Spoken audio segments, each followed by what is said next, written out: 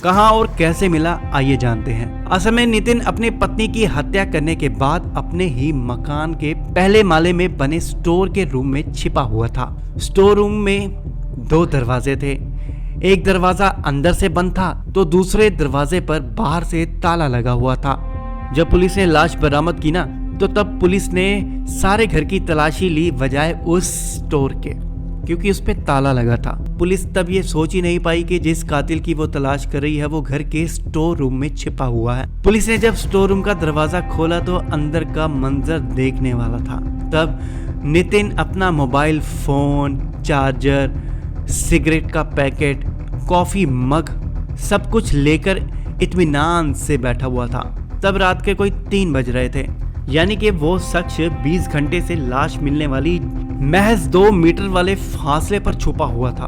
दोस्तों, आपको बता दें कि पुलिस को उस तक पहुंचने में कत्ल का खुलासा होने के बाद भी 8 घंटे का वक्त लग गया। आपको बताने के घर में ऐसी तमाम चीजें थी जिससे पता लग सकता था कि कातिल कौन है और कहां है, लेकिन पुलिस ने बजाय वो छानबीन करने के, पुलिस घर वालों से ही पूछताछ करती रही।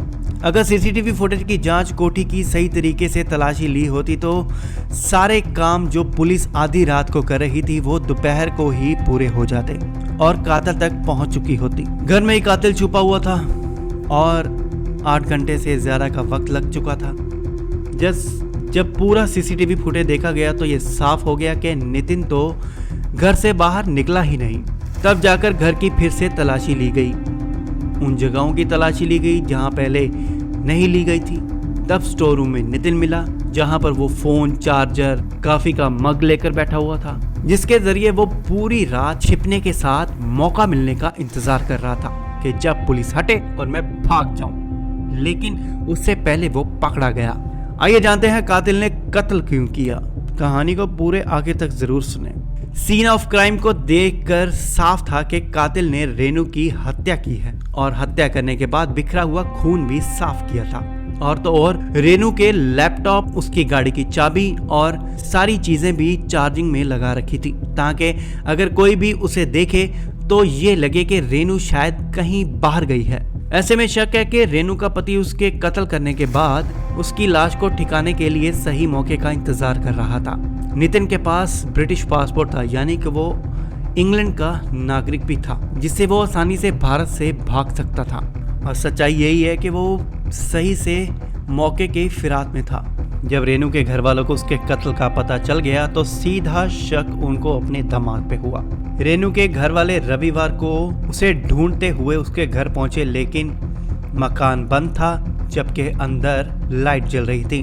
उनका कहना था कि सेक्टर 30 की ये जो कोठी है D40, उसे लेकर पति पत्नी में लंबे समय से विवाद चल रहा था, क्योंकि पति बेचना चाहता था, पत्नी बेचना नहीं चाहती थी।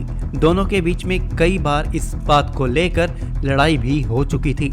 ऐसे में उन्हें शक था कि इस प्रॉपर्टी के पीछे नितिन ने अपने पत्नी की हत्या की है। रेनू के घर वालों ने पुलिस को बताया कि जब उन्होंने पहली बार नितिन को फोन किया तो उसने खुद को लोधी रोड में होने की बात की, लेकिन उसके बाद उसका नंबर स्विच ऑफ आने लगा।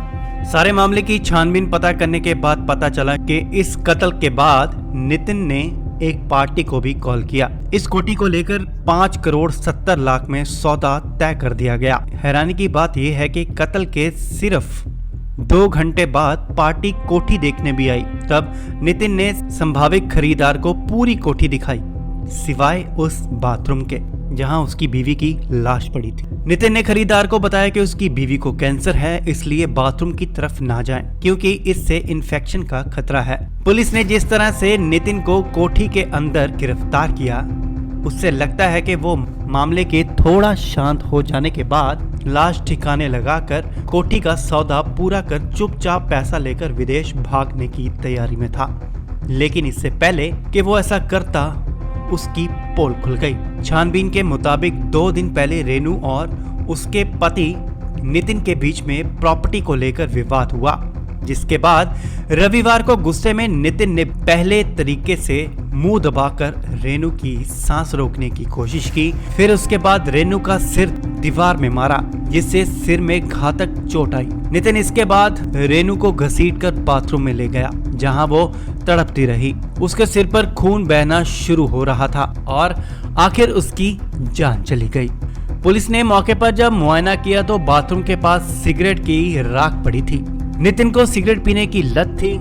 ऐसा लग रहा था कि ऐसे में पुलिस को शक है कि नितिन ने अपनी बीवी की जान लेने के बाद उसके पास बैठकर सिगरेट पी थी, सिगरेट भी पी और फिर बचने के लिए उसने खुद को स्टोर रूम में बंद कर दिया। पुलिस सूत्रों की माने तो जब कत्ल के बाद पुलिस ने उसे स्टोर रूम से ढूंढ निकाला तब वो पुलिस से सिगरेट मांग रहा था। आइए जानते हैं रेनू कोठी क्यों बेचना नहीं चाहती थी। अब तक की तफ्तीश में रेनू सिन्हा के कत्ल की वजह सेक्टर 30 में इस कोठी को ही बताया। पुलिस का कहना है कि नितिन इस कोठी को बेचना चाहता था, जबकि रेनू इस कोठी को नहीं बेचना चाहती थी। नितिन एक पार्टी से भी बात कर चुका था जो कि 5 करोड़ 70 लाख रुपए में इस कोठी का सौदा तय कर चुकी थी। हैरानी की बात यह है कि कत्ल के महज 2 घंटे बाद पार्टी कोठी देखने आई, पर नितिन ने कोठी पूरी दिखाई, पर नितिन ने वो बाथरूम नहीं दिखाया जहां पर उसकी लाश थी। नितिन ने खरीदार को बताया कि उसकी बीवी को कैंसर है, इसलिए बाथरूम की तरफ ना जाए क्योंकि इन्फेक्शन का खतरा है। रेनू और नितिन का एक बेटा है जो अमेरिका में रहता है, वहीं पर वो नौकरी करता है। वो साल के बीच 1 या 2 बार अपने माता पिता को मिलने भारत आता था, यानी कि नोएडा की इस कोठी में वह 2 पति पत्नी अकेले ही रहते थे। परिवार ने पुलिस को बताया कि रेनू को कैंसर था। वो लंबे समय से उस बीमारी से जूझ रही थी, परंतु अभी पिछले कुछ महीनों से वो पूरी तरह कैंसर मुक्त हो चुकी थी। जिंदगी की एक नई शुरुआत करने वाली थी, लेकिन इससे पहले ही पति ने उसकी जिंदगी छीन ली। सावधान रहें, सतर्क रहें और ऐसी कहानियां सुनने के लिए हमारे चैनल को जरूर सब्सक्राइब करें। धन्यवाद।